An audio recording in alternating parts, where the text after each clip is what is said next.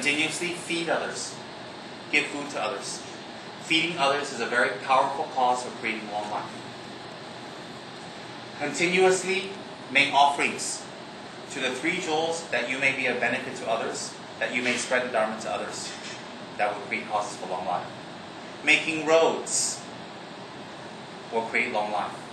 Helping hospitals or places that help long life, like what Mr. Ngao did, helping the Ganesha hospital, is very powerful for creating long life.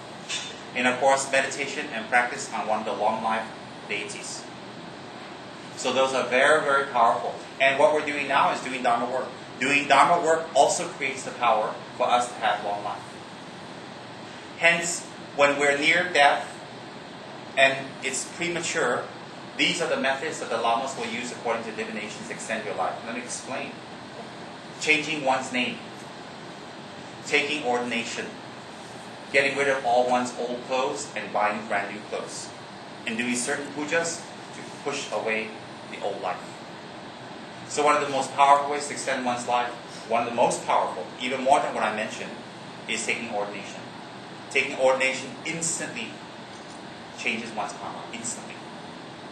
So ordination is very powerful and very incredible. Those are for extreme cases that the person is really going to die.